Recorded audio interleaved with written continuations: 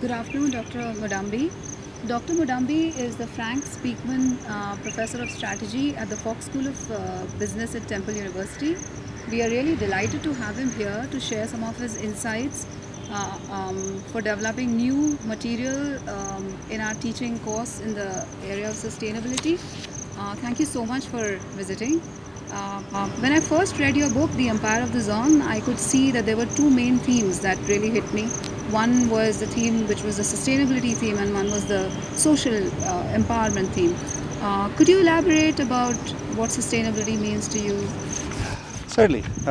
Like I said, first of all, I'd like to start off by thanking you, Raji, and SCMHRD for hosting me here today. This is a really exciting learning experience and a unique one, I think, one of the first that I'm aware of in this area. Uh, what we're looking at is the attempt to utilize fiction and fantasy in the teaching of business material, and in this particular case, sustainability. Now, sustainability is often couched in terms of the triple of people, planet, and profits. Now, as far as this particular course is concerned, you're talking about sustainability.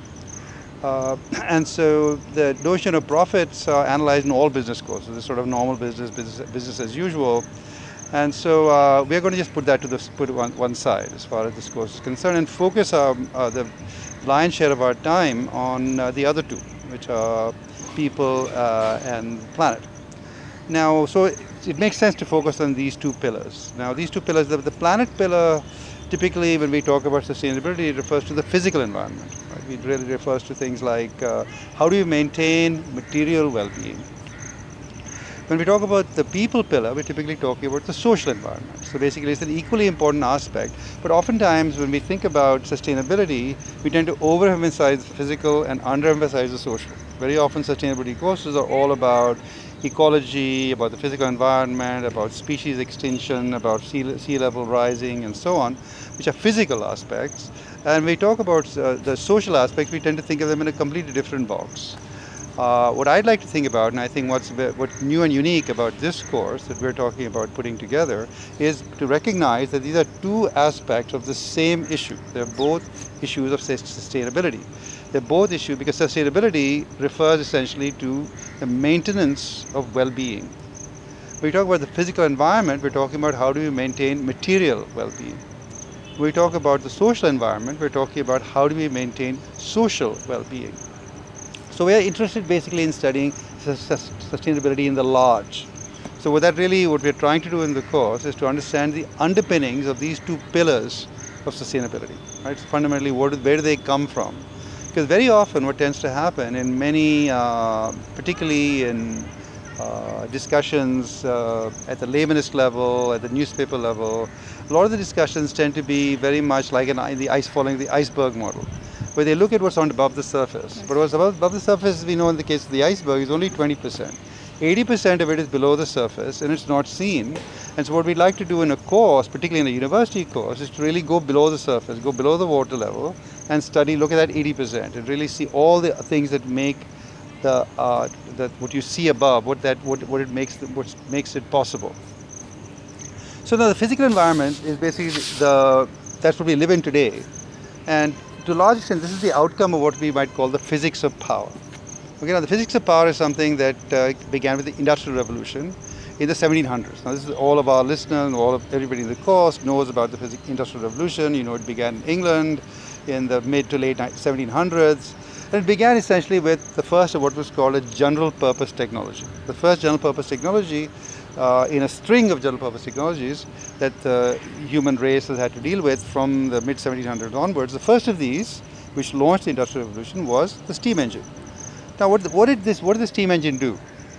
It created a fundamental disconnect in the human experience. And the fundamental disconnect was up to the time of the steam engine, through all the thousands and tens of thousands of years of human history, what human beings could do was limited by their own muscle and animal power. Nothing beyond that was achievable. So even when they built the pyramids, it was necessary to basically harness thousands and hundreds of thousands of people, muscle power, camel power, whatever, in order to build these huge edifices. However, with the advent of the steam engine, all of a sudden it became possible for very few people to harness enormous amounts of power, and so to create this tremendous discontinuity in the human experience. Now, this discontinuous change really created the environmental, very much creates the seeds of the environmental crisis that we have today.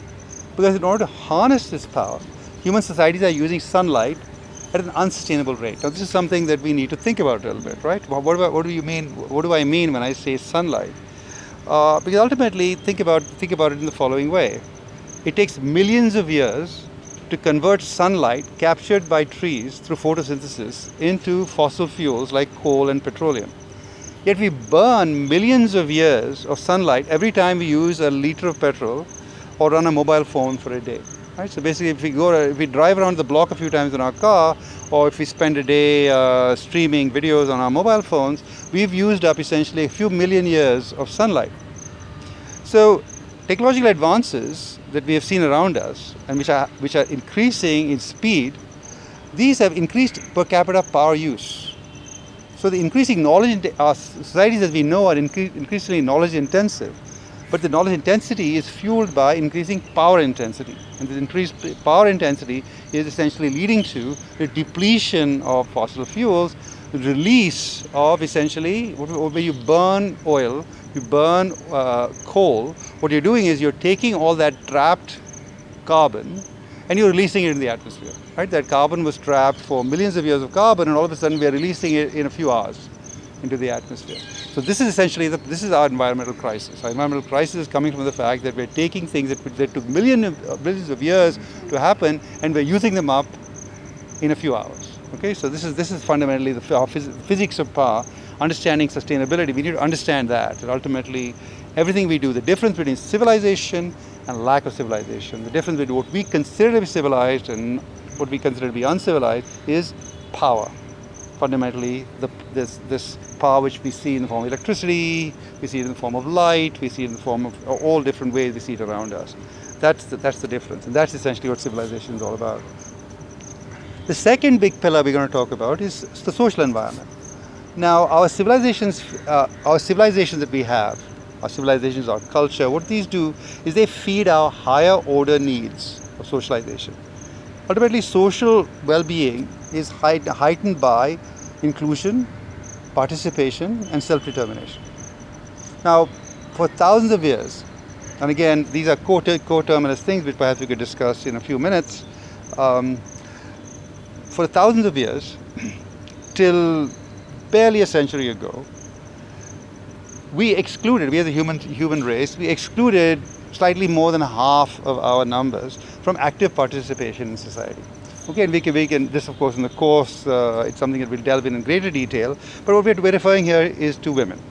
Women were, for all intents and purposes, excluded from the vast majority of human activity, whether it was cultural activity, whether it was knowledge activity, whether it was any higher order of activity, control activity, power activity, social power activity, women were excluded.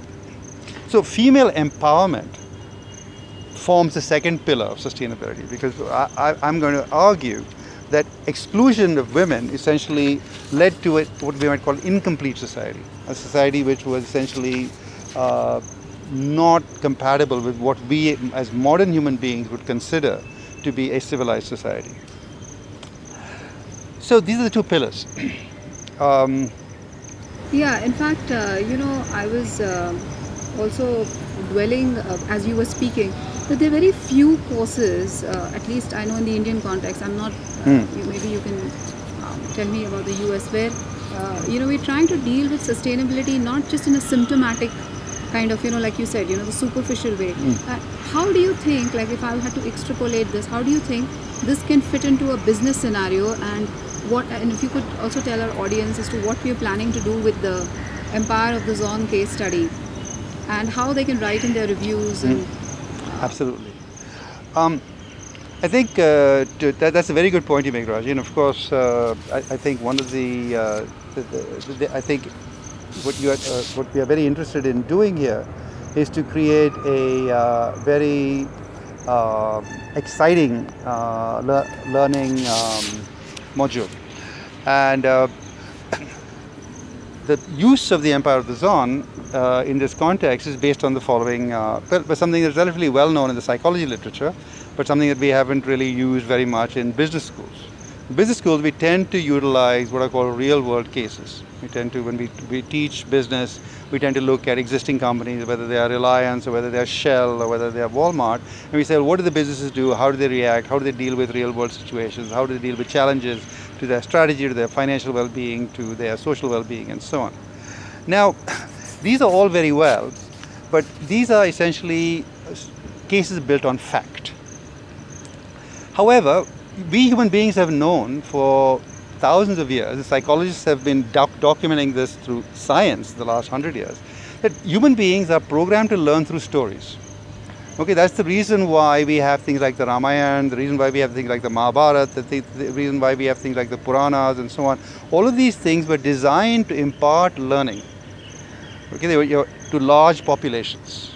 We're talking literally millions of people learned things. They learned religion, they learned social well-being, they learned social mores, they learned about things like duty, they learned about what you should do, the difference between right and wrong. All these things were imparted through these stories.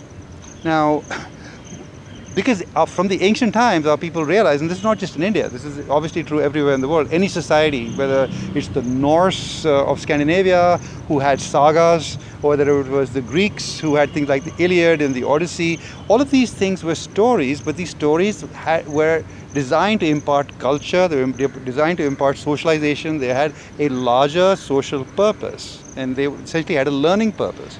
Okay, why? The reason is that, as psychologists have been documenting recently, is that we human beings learn that way. Things that we remember, which actually remain in our memory, things that our memory has hooks, and the hooks that are in our memory tend to catch on to stories. They don't catch very well onto facts. They don't catch very well onto things like tables or lectures or things like that. So what we are trying to do in this particular instance, we are trying to take a story which has these two pillars embedded within it. It has the pillar of sustainability. It has, where essentially it is based on the notion of biosphere collapse. It has embedded within it the notion of female empowerment. But within the story format, we are able to zoom in and show these two in extremely sharp relief. And essentially, we can see how they play out. We can sort of, as though in a laboratory, we can exactly see how the different places, we can study the strategic implications. So how is this different if I had to, like if I was a business student or if I was somebody who's interested in this domain, and if I had to understand that what is it that this case study offers, or if I were to just ask you to plug this a little bit, like why is this different? Okay, what's different about it is the fact that we are able to show things which are uncluttered. We don't have to, because in any real world scenario, there are going to be all kinds of complications which sometimes obscure the reality of what's going on underneath. Every time you look at a real world outcome, there's 17 different ways in which people go, oh, but what about this, what about that? In a story format, we don't need to worry about that. Because exactly, since it's a laboratory experiment, we can basically say, well, here are the essential pieces. And the test of the pudding is the eating. The test is basically what has been left out. Is everything in there, in the story or not? To some extent, that is a challenge for the student. The student also can say, well, okay, I think I buy this so far, but I think it's unrealistic for this and such reason, because there are other things that you've left out, but ultimately that is challenging the student's analytical power. So in that sense, it gives them the ability to utilize their creativity, right? Whatever they learn during the course, and also to have this whole blank canvas to apply that creativity and to paint the picture any which way they want to paint it. And we also have thought of a slightly creative format of how we want the final output. Why don't you? Yeah, what we'd like to do, of course, is we'd like to, for the students, to produce a final deliverable, which is a video format. So that, I think, enables the students also to, to essentially use multimedia. That's true. So they can use, of course, fixed format, like they can use PowerPoints and various, but they can also embed videos in there as well. They can show moving pictures. They can bring in different maybe enactments, discussions amongst themselves. They could actually film a group discussion. I mean, I don't want to limit them in any way, but certainly that multimedia format gives them the ability to, and also the discipline to some extent, because obviously we're giving them a very limited amount of time, 8 or 10 minute video, which is going to require them to do a lot of editing, splicing, etc., to make sure that they really get their point across. So I think this is a pretty unique thing. First, we are delivering material in a non-traditional format. Yes. And we are asking for deliverable, which some is in a business context at least relatively It's non-traditional very unique, and relatively unique. And the final thing we're asking them to do, is, of course, is to answer some fundamental case questions. And again, now they're going to be answering case questions based on a fictional or a story, which enables them to, of course, the beauty of any story is the fact that behind every story there's a backstory. And the thing about the backstory in a real world case, in other words, if you were doing, I'm just giving you an example here, if you're studying for IBM R&D in India, for example. Now obviously there are all kinds of stories that happen in the boardrooms, where people, various politics, etc., that got played out, which of course in a business case you're not privy to that, so you have no idea. So you can't really make it up. You can't say, actually, you can't make up a story and say, well, the IBM director said this to this and so on and so forth. You'd get a 0 if you did that, because people will say this is not true. Whereas here in this context, that's not true. You could make it up. You could make up a backstory and say, well, this is what happened. This is what we read this in the case, but this is what must have happened in order to make that happen, and so on. So this the creation of the backstory is, I think, an additional avenue. I'm quite excited about this. I don't think I know of anything which has been done like this before. Do you? To my best of my knowledge, no. I haven't. Certainly, things like this I've heard about in the context of creative writing courses and so on. But certainly in a business school, I think we are pioneers in some way. So yeah, thank you so much for, of course, the book and the story, which enabled us to do that, and also your patience and all your inputs to come this far. And thank you so much for that. Thank you, Raji. I really thank you for being such a wonderful hostess, and I look forward to working with you on this course.